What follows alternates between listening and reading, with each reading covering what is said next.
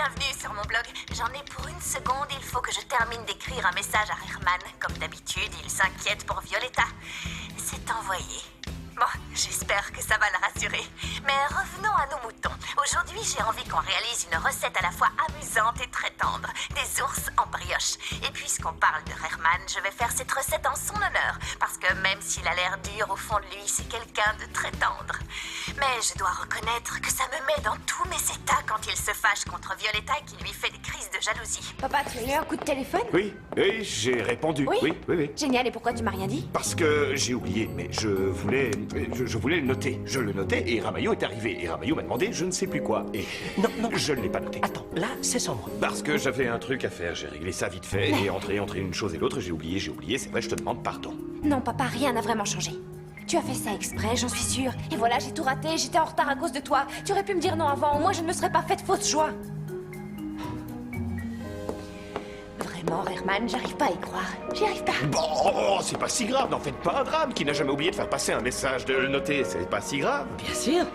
Et peut-être qu'aujourd'hui, je vais oublier de préparer le dîner. Et moi... Alors toi, pour une fois, tu pourrais être mon allié. Ah, oui, tu peux compter sur moi. Évidemment, tu peux compter sur moi, je suis ton allié, tant que tu ne m'oublies pas, hein. Herman, il met ma patience à rude épreuve. Mais arrêtons de parler de lui et concentrons-nous sur nos ours en brioche. Pour les réaliser, il nous faut de la farine, du lait, du sucre, de la margarine, des graines de pavot, du paprika et des graines de sésame. Ça, je ne sais pas encore à quoi ça va me servir. Du sel, de la levure et un œuf. Je vais prendre une photo.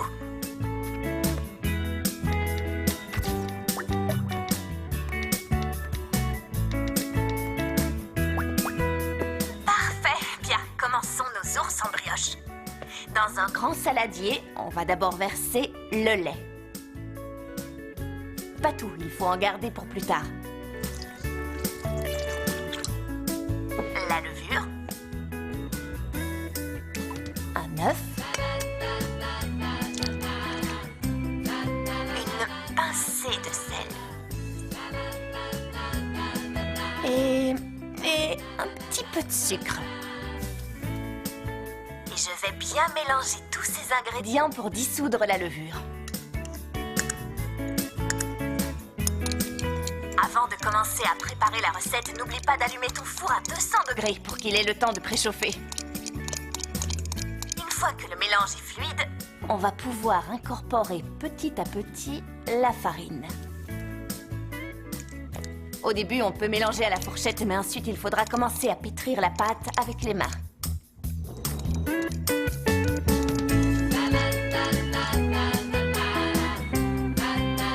Je garde toujours un peu de farine à proximité pour m'en mettre sur les mains dès que je sens que la pâte a tendance à devenir collante. Je vais ajouter la margarine que j'ai fait ramollir.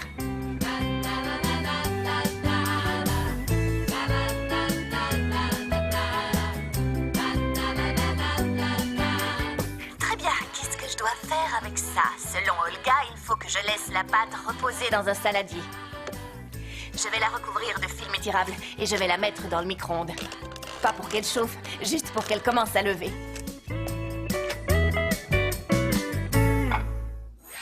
Ça a bien marché. Comme tu peux le constater, ma pâte a levé, elle a doublé, elle a même triplé de volume, tu vois? Bien, maintenant qu'elle a assez gonflé, je vais pouvoir enlever le film étirable. Je vais essayer de façonner la tête de nos ours en brioche. Alors, je vais en prendre un petit morceau.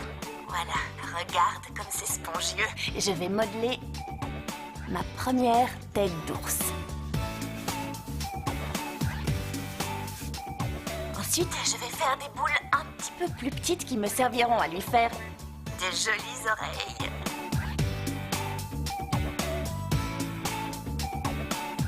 Superbe! Et je vais la mettre dans notre moule en silicone.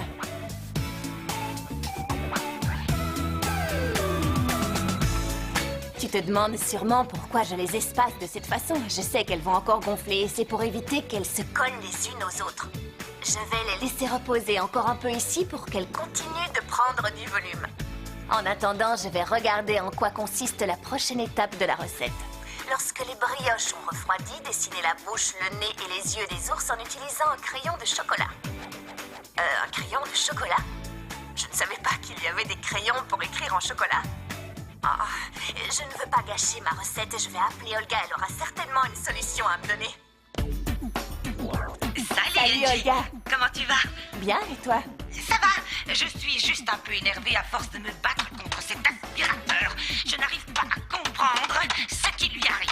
Il marche uniquement quand ça lui chante. Mais dis-moi chérie, pourquoi tu m'appelles? Je suis en train de faire les ours en brioche, mais je n'ai pas de crayon de chocolat pour dessiner les yeux.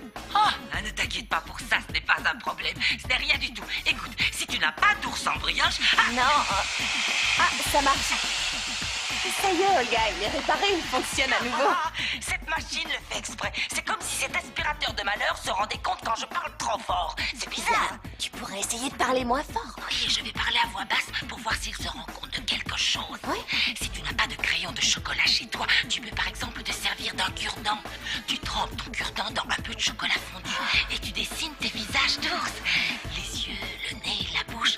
Tu peux leur donner toutes les expressions que tu veux. Et pour les cheveux, tu peux utiliser des petites graines de tournesol, des graines de sésame, des graines de pavot, tout ce que tu veux, enfin.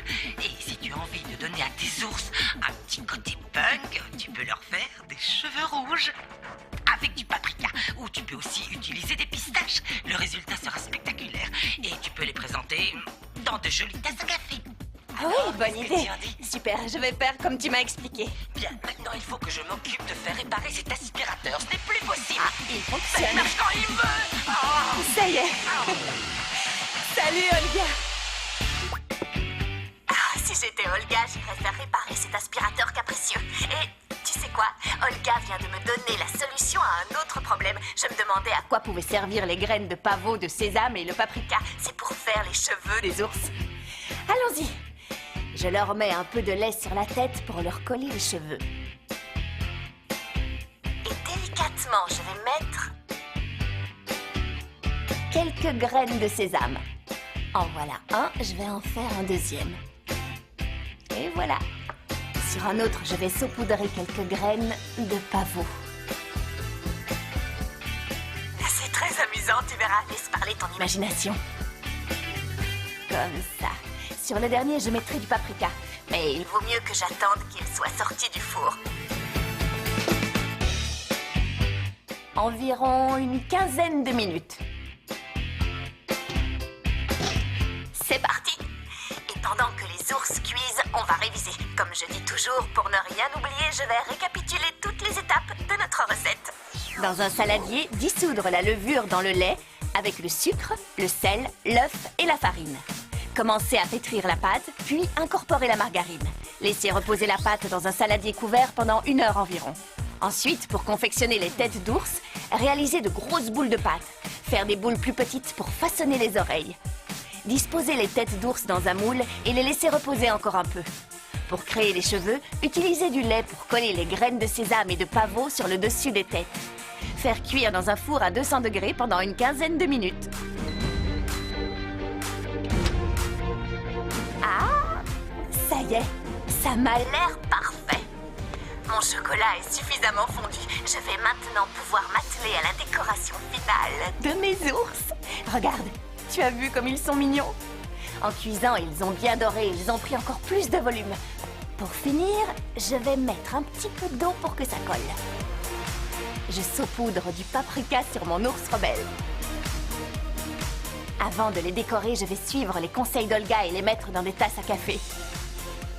Je place mon premier ours dans sa tasse.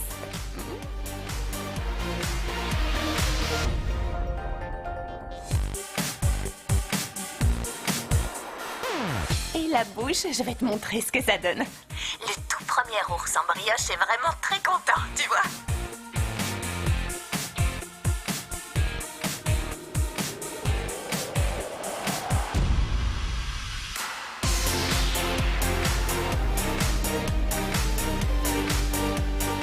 Laisse parler ton imagination et dessine le visage que tu veux à tes petits ours. Voilà, ils sont prêts à être photographiés.